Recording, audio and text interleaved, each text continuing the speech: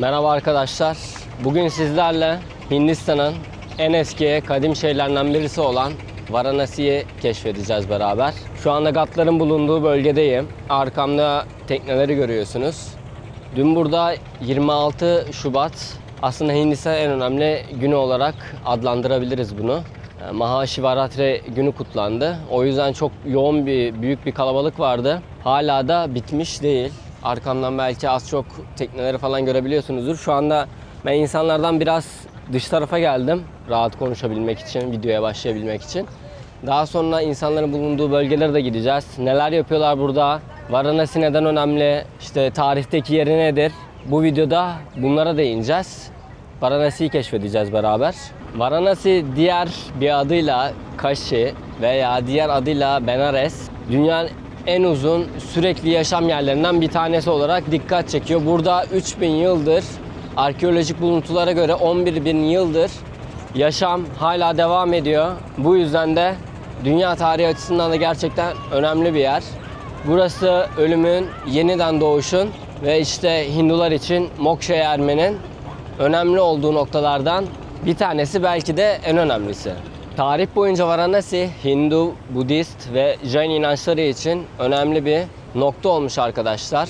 Daha sonra Buda aydınlanmasından sonra Varanasi'ye yaklaşık 10 kilometre uzaklıktaki Sarnath'ta ilk vaazını vermiş.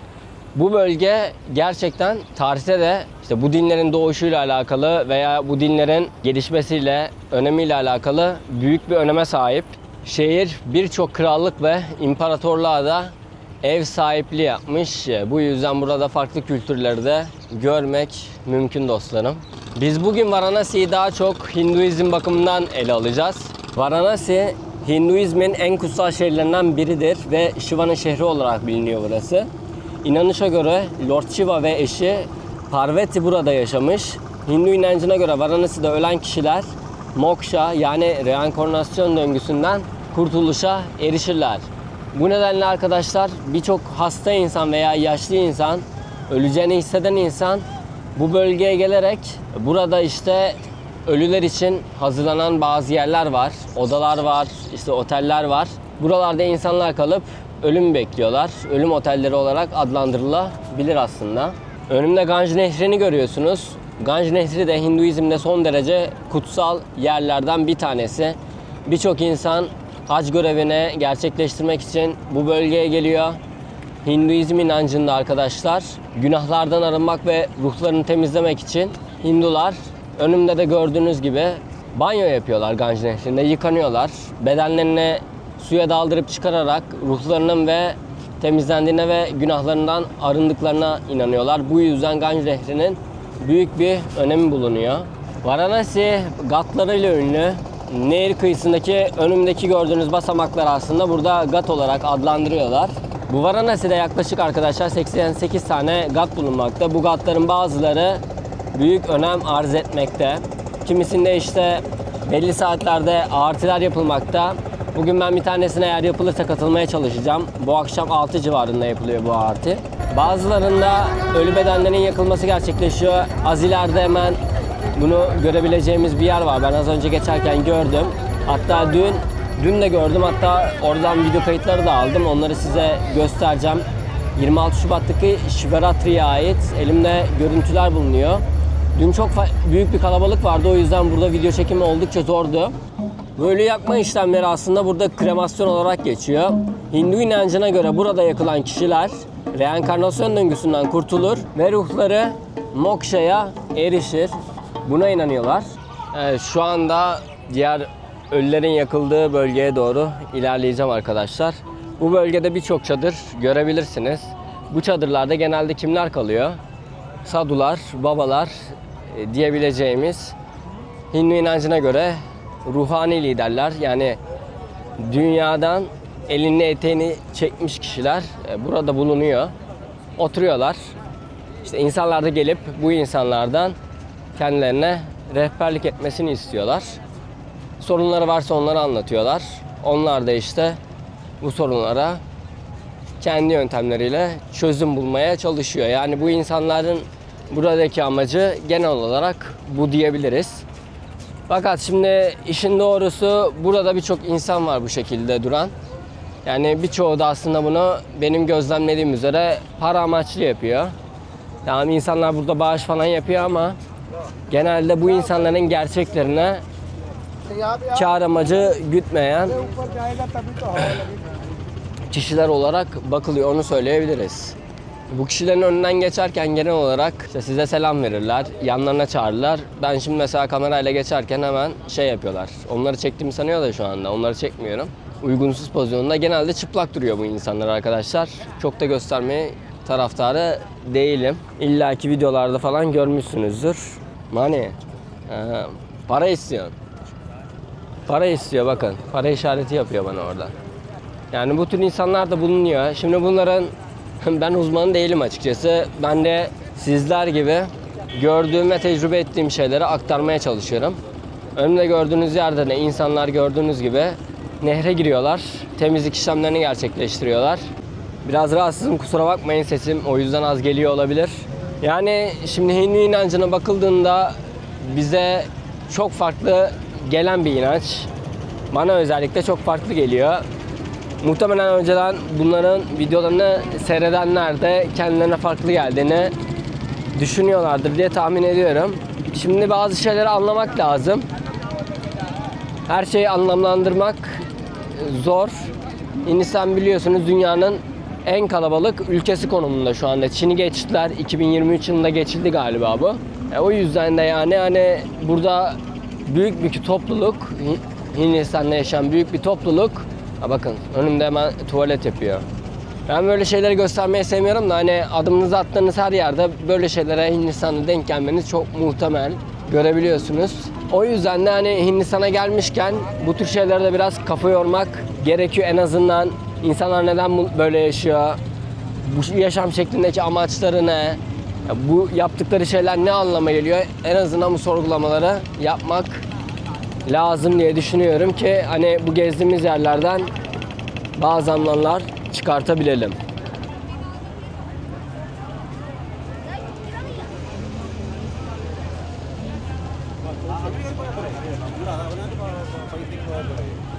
ഒരു വണ്ടി വിളിച്ച് പോയ ഒരു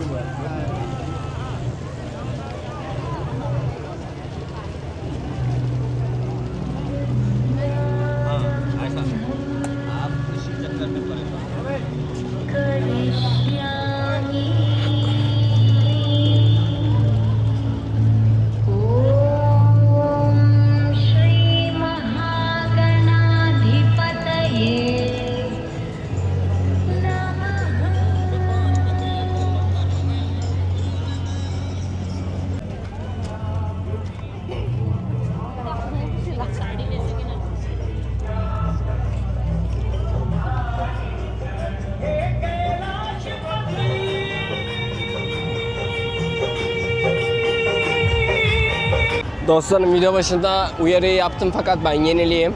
Bu görüntülerden rahatsız olacak kişilerin izlememesini öneririm. O yüzden şimdi videoya devam ediyorum. Şu anda ölü yakımı yapılan gatların bir tanesinin önünde bulunuyorum. Önümde gördüğünüz ateşler arkadaşlar, ölü yaktıkları alanlardan bir tanesi.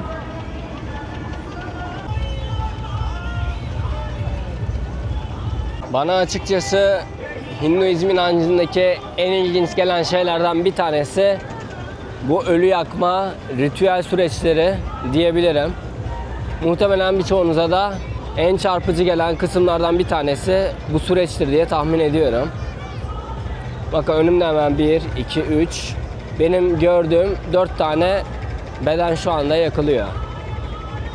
Şimdi bu ölüm yakımı yapılırken hazırlık aşamaları var arkadaşlar. Bu hazırlık aşamalarından bahsetmek istiyorum size. Ölüm gerçekleştiğinde ceset genellikle beyaz bir kefene sarılıyor. Ben aslında dün bunu gördüm. Hatta ceset kefenden de çıkmıştı bazı kısımları. İşte hatta suratının bu kısımları boyanmıştı. Ne bileyim bazı yerleri sarılmıştı falan gibisinden şeyler gördüm. Ölüler kefene sarılıyor demiştim. Daha sonradan ölüler yakınları tarafından kutsal Ganj suyuyla yıkanıyor arkadaşlar. Önümde gördüğünüz bir havuz var aslında. Etrafı çevrilmiş şekilde duran bir havuz bulunuyor. Bu ölü kişiler genelde Ganj Nehri'nde yıkanıyorlar. Aile üyeleri, özellikle oğullar, erkek akrabalar, aile üyeleri, özellikle oğullar ve erkek akrabalar için saç tıraşı önemli bir ritüel. Ben mesela dün buraya geldiğimde, görüntülediğimde işte kimisi tıraş oluyordu. Saçlarını tamamen kazıyorlar. Sakal aynı şekilde. Sadece saçlarının arkasına böyle ufak bir tutam kalıyor. Bu şekilde oğullar ve erkek akrabalar tıraş ediliyor dostlarım. Bu saç kazıma ritüeli aile üyelerinin dünyevi bağlarından sembolik olarak koptuğunu gösteriyormuş. Bu anlama geliyormuş yani. Evli kadınlar kocaları öldüğünde bileziklerini çıkarıp bazı durumlarda onların da saçlarının kesildiği oluyormuş. Genel olarak gördüklerim erkekti. Aslında bir tane kadın gördüm. Onun da saçı tamamen kazılı şekildeydi. Hatta bir tane bebeğin de saçlarını kazıyorlardı. Hatta çocuk bayağı bir ağlıyordu yani saçı kazılırken. Ona rağmen kazıdılar yani. Genelde ustura kullanıyorlar bunun için. Cesetler genel olarak sözler eşliğinde, bu sözler neler? Ram, Nam, Satya, Hayi olarak geçiyor. Rama'nın adı gerçektir anlamına geliyormuş bu. Bu sözler eşliğinde bambu sedye üzerinde gördüğünüz alanlara taşınıyor. Bu taşıma sürecinde gördüm ben dün. İşte 4-5 kişi, 5-6 kişi bu sedyeleri taşıyorlar. Ön tarafta gördüğünüz bedeni tamamen küllerden oluşan bir agori bulunuyor. Bu insanlar buradaki yakım işlemlerini gerçekleştiren insanlar olarak adlandırılıyor. Ve buradaki cenaze alayı genellikle ailenin en büyük erkek üyesi tarafından yönetiliyormuş. Benim de dün gördüğüm kadarıyla bu şekildeydi arkadaşlar.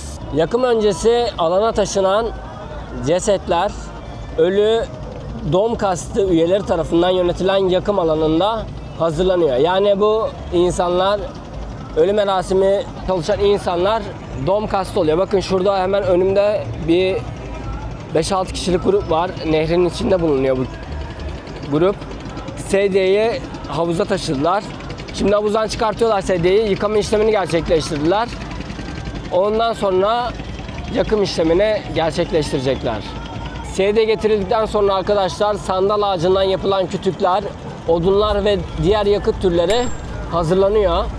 Ailenin ekonomik durumuna göre bu odun türleri farklılık gösterebiliyormuş. Sandal ağacı, burada kullanılan sandal ağacı en pahalı kullanılan odun türlerinden bir tanesi. Hatta ben arkadaşıma sormuştum. Böyle yolda birisi bayağı bir kütük taşıyordu. Sandal ağacı mı demiştim. Sandal ağacı çok pahalı. O kadar fazla alıp taşıyamazlar demişti bana. Dediğim gibi bu odun türleri de kişilerin ekonomik durumuna bağlı olarak değişiklik gösterebiliyormuş. Peki yakım sonrasında neler yapılıyor? Hangi işlemler uygulanıyor? Küllerden kalan kemik parçaları toplanıyor. Bu kalıntılar genellikle Ganj Nehri'ne bırakılıyor. Ben mesela yine dün bunu görüntüledim. Kalan bazı parçalar böyle odunlarla tutularak arkadaşlar şu gördüğünüz platform üzerinde yürüyüp işte Ganj Nehri'ne bırakıldığını gözlemledim. Hatta onun videosunu biraz çekmeye çalıştım. Daha sonra ailenin erkek üyeleri ritüel arınma için Ganj Nehri'nde tekrar yıkanıyorlarmış.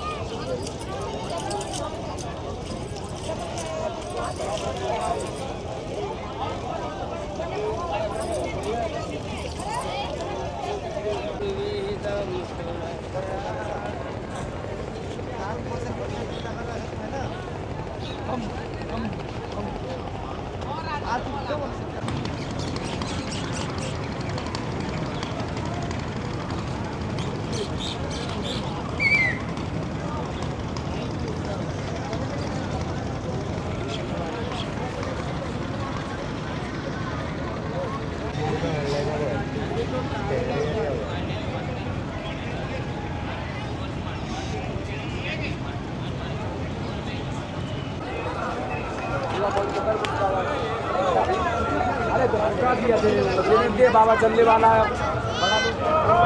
मुझे ना फोन 3 बार फोन कर ना